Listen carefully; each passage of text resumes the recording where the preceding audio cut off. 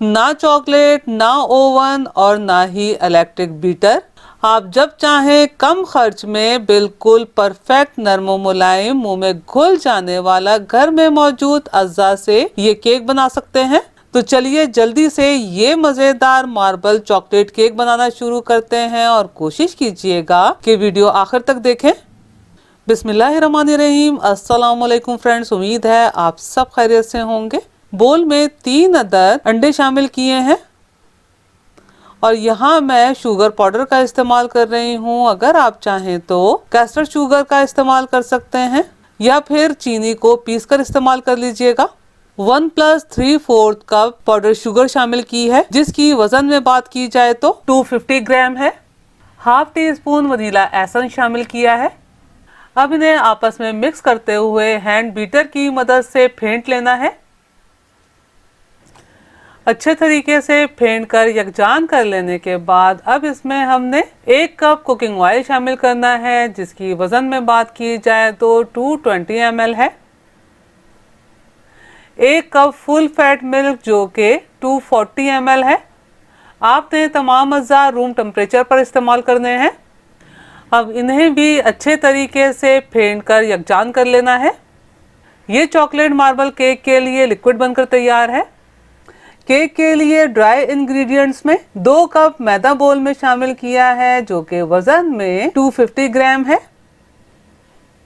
2 tablespoon dry milk, 1.5 teaspoon baking powder. अब इन तमाम अज्जा को अच्छे तरीके से आपस में मिक्स कर लेना है। अब इस ड्राई मिक्सचर को मैं स्ट्रेनर की मदद से तकरीबन 2 दफा छान लूंगी, ताकि बेकिंग पाउडर मैदे में अच्छे तरीके से यकजान हो जाए। आप भी इसी तरह से केक के लिए ड्राई मिक्सचर तैयार कीजिएगा। इसमें 2 चुटकी नमक शामिल करके मिक्स कर लिया है। अब इस ड्राई मिक्सचर को लिक्विड में शामिल करके स्पैचुला की मदद से लिक्विड में फोल्ड करते हुए मिक्स कर लेना है। केक के लिए ये परफेक्ट बैटर बनकर तैयार है। ये मैंने सेम साइज के 2 बोल ले लिए हैं। अब बैटर को बराबर के 2 हिस्सों में तकसीम कर लेना है। बैटर के एक हिस्से में 2 टेबलस्पून कोको पाउडर डाल के अच्छे तरीके से मिक्स कर लूंगी। दोनों बोल्स के बैटर की कंसिस्टेंसी को सेम करने के लिए इसमें ये मैंने 2 टेबलस्पून मैदा शामिल किया है। अब मैदे को भी बैटर में अच्छे तरीके से मिक्स कर लेना है। यहाँ मैं केक बनाने के लिए रिंग पैन का इस्तेमाल कर रही हूँ, जो कि नॉन स्टिक है, लेकिन बहुत बेहतर है कि इसे भी ग्रीस करके मैदे से डस्ट कर लिया जाए। अब केक के मिक्सचर को बारी बारी करके पैन में शामिल करेंगे, ताकि अच्छा सा मार्बल डिजाइन बनकर तैयार हो सके। बैटर को स्कीवर की मदद से इस तरह से जिगजैग कर लेना है। मोल्ड को टैप करेंगे ताकि इसमें मौजूद एयर बबल निकल जाए। दूसरी तरफ चूल्हे पर मैंने सिल्वर का पैन रखा है और इसमें 1 कप नमक फैलाते हुए डाला है और मीडियम टू हाई फ्लेम पर तकरीबन 5 मिनट पैन को कवर करके प्री हीट कर लिया है। अब इसमें ये मैं स्टैंड रख रही हूँ और ये मैंने एक पिज्जा मोल्ड रखा है केक मोल्ड को बैलेंस करने के लिए। इस वक्त पैन बहुत ज़्यादा गर्म है, तो इस पॉइंट पर आपने अपने हाथों को बचाते हुए बहुत एहतियात करनी है। अब पैन को कवर कर देना है और तकरीबन 25 मिनट केक को बेक करना है। मैंने केक को 25 मिनट बेक किया है। आप देखिए केक बहुत अच्छे तरीके से बेक हो गया है, सरफेस बिल्कुल ड्राई है। स्कीवर से चेक करें तो आप देखिए स्कीवर बिल्कुल क्लियर है। रिंग मोल्ड में केक जल्दी बेक होकर तैयार हो जाता है, क्योंकि दरमियान में स्पेस होती है। अगर आप सिंपल मोल्ड में बेक करते हैं तो तकरीबन 5 मिनट मजीद लग सकते हैं। केक को कवर कर देते हैं और इसे रूम टेम्परेचर पर ठंडा होने देते हैं। चॉकलेट के बगैर चॉकलेट पोरिंग गनाश बनाने के लिए पैन में 250 ml फुल क्रीम मिल्क शामिल किया है और 1 teaspoon vanilla essence, half cup cocoa powder शामिल किया है। अगर वजन में बात की जाए तो ये तकरीबन 50 ग्राम है। सिर्फ 2 टीस्पून कॉर्नफ्लोर शामिल किया है। हाफ कप चीनी जो कि वजन में 100 ग्राम है, सिर्फ 1 चुटकी नमक शामिल किया है। अब इन तमाम अज्जा को आपस में मिक्स करते हुए फेंट लेना है ताकि तमाम अज्जा आपस में यकजान हो जाएं।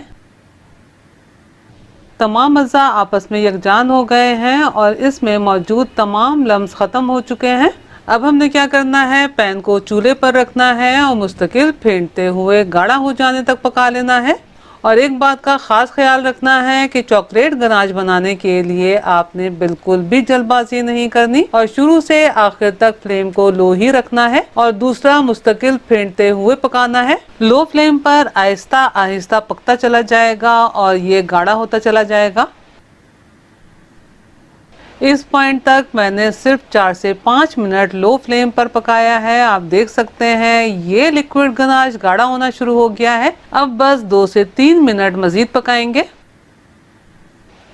ये चॉकलेट गनाश हमारी रिक्वायरमेंट के हिसाब से गाढ़ा हो गया है। आप देख सकते हैं कि इसमें बबल से भी बनने लगे हैं। अब फ्लेम को ऑफ कर देना है और तकरीबन 1 टेबल स्पून बटर डालकर ऑफ फ्लेम पर लिक्विड गनाश में मिक्स कर लेना है। आप देखिए बटर डालने से इसमें कितनी शाइनिंग सी आ गई है। आपने लिक्विड गनाश को ओवर कुक नहीं करना। अगर आपने ओवर कुक कर दिया तो क्या होगा, ये रबर की तरह हो जाएगा और इसमें लम्प से बन जाएंगे। आप देखिए ये कितना परफेक्ट लिक्विड गनाश बनकर तैयार हुआ है। अब इस लिक्विड गनाश को इतना ठंडा कर लेना है कि ये थिक हो जाए।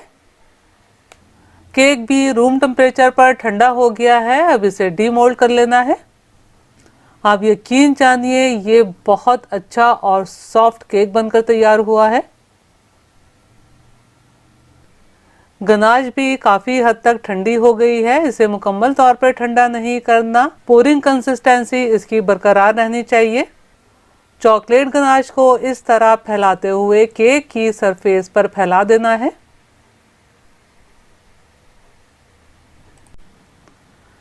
अब इसे 3 से 4 मिनट ऐसे ही रहने देते हैं ताकि एक्स्ट्रा गनाश जो स्टैंड के नीचे प्लेट रखी है उसमें निकल जाए। ये परफेक्ट चॉकलेट मार्बल केक बनकर तैयार है। आपको केक के कटने से ही अंदाजा हो रहा होगा कि ये कितना सॉफ्ट केक बनकर तैयार हुआ है।